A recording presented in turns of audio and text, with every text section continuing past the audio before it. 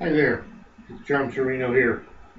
I wanted to tell you a little story. I had a great meeting with a young lady this morning from a headhunting organization, and we got to talking about the new book, Inspiration Now. And she wanted to really know what caused me to write it. And I said, well, I did it because I was inspired years ago, and I wanted to share that experience with others.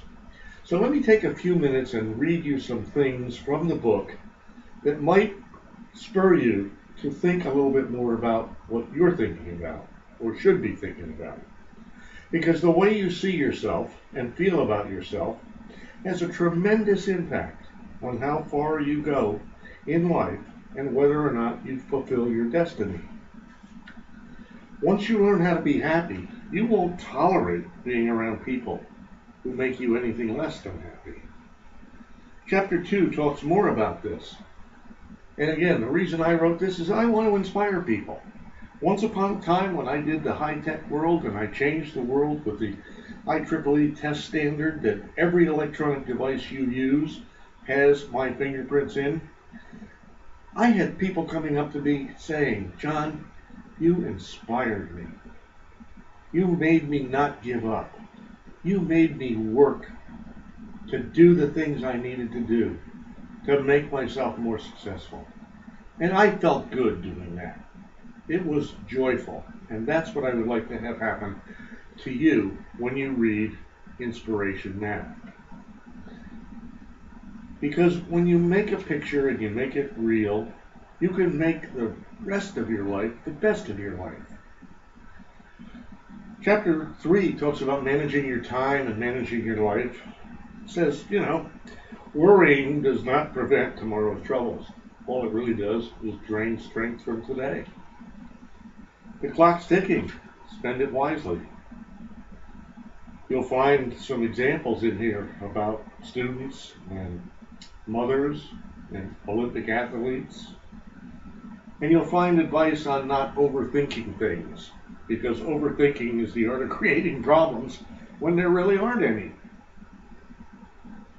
The worst enemy to creativity and to your success is self-doubt. Self-doubt, the self-talker inside our head, can kill things before they're even born. And we don't want that to happen. What would you do if you weren't afraid to move forward? If you read Inspiration Now, you might give that some real thought. Because great minds discuss ideas. Average minds, of course, discuss events, and small minds discuss people. So what do you talk about? If your passion is to do something that you do for an avocation or a hobby or whatever, and you'd like to turn it into a business, then do it. Because ignoring your passion is slow mental suicide. Never ignore what your heart pumps for. Mold your career around your lifestyle, not your lifestyle around your career. Chapter 4 talks about goals and strategies and tactics, and I'm not going to belabor it in this video. Just to say, if it isn't written down, it isn't real. Okay? So write it down. A goal without a strategy is a wish. So let's make sure that you put it down in writing. And you support it with strategies and tactics that will do it. And you ask yourself regularly, if what you are doing today is going to get you closer to where you want to be tomorrow? How will you know if it's the right decision if you never make it? And don't always assume that you have to reinvent the wheel. Sometimes stuff that worked for others would work for you. And remember that Edison took 10,000 tries before he got the light bulb. He found 9,999 that didn't work. That was success. So giving up on your goal because of one setback is like slashing your other 3 automobile tires because you got a flat on one of them. Doesn't do you any good at all. There's magic in this book, if you really read it, but there's no magic wand. Nothing worth having comes easy. And a comfort zone where you may be right now may be a beautiful place, but it's certainly not going to help you grow. Don't let somebody else's opinion of you become your reality. And never let a bad day make you feel like you've had a bad life.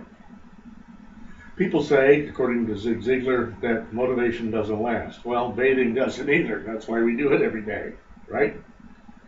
And from my perspective, it is never too late to be what you might have been. You can start now. There's no elevator to success. You got to take the stairs.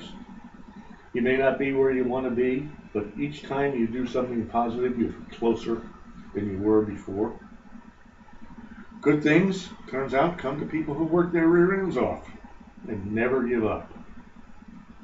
Success is the ability to go from one failure to another without loss of enthusiasm, is what Winston Churchill said. And never apologize for having high standards. People who really want to be in your life will rise up to meet those high standards. When it comes to performance, remember, excellence is not a skill. Excellence is an attitude. The more you lose yourself in something bigger than yourself, something that you have a passion for, the more energy you'll have, physically, mentally, emotionally. Success is no accident. It's hard work, perseverance, learning, studying, sacrifice, and most of all, loving what you're doing. And remember that if you have fear, the enemy of fear is involvement. And you can use your optimism, which is the faith that leads you to achievement. Because nothing can be done without hope or confidence. And anything you can do to reinforce your hope and confidence is going to make you stronger. Enter every activity without giving mental recognition to the possibility of defeat. Concentrate on your strengths, not your weaknesses, on your powers instead of your problems.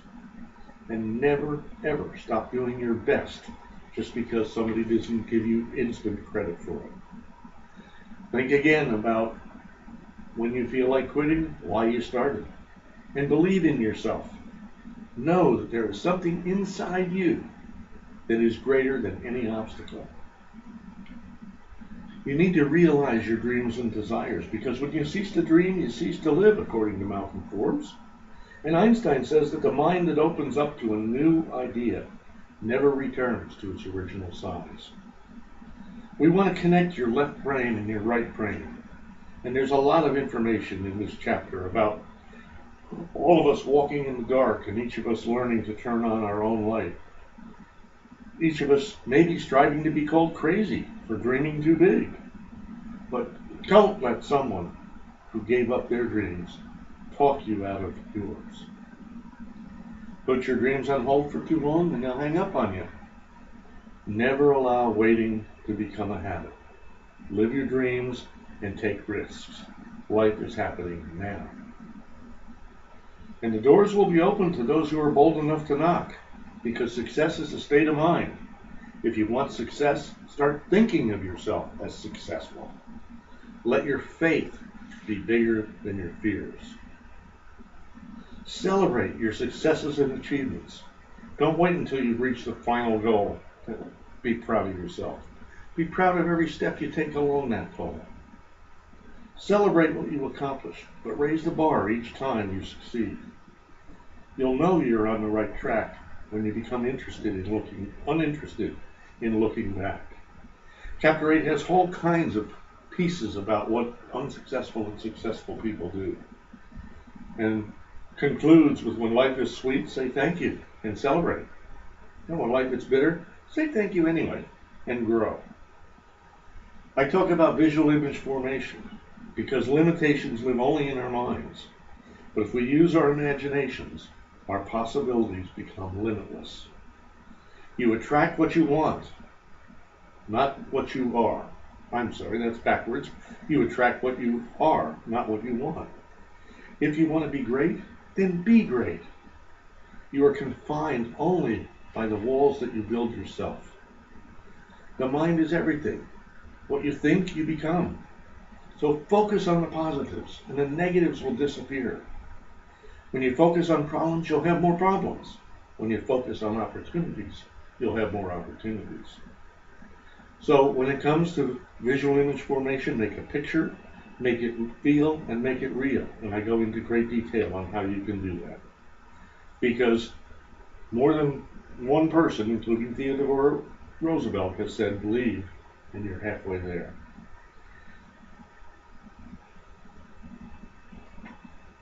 So anyway, that's pretty much what's in the book, other than the fact that there are two primary choices in life.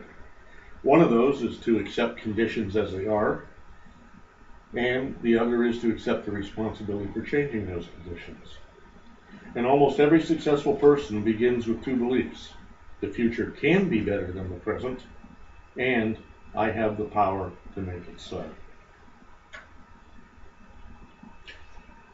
If you want to live a happy life, tie it to a goal, not to people or objects.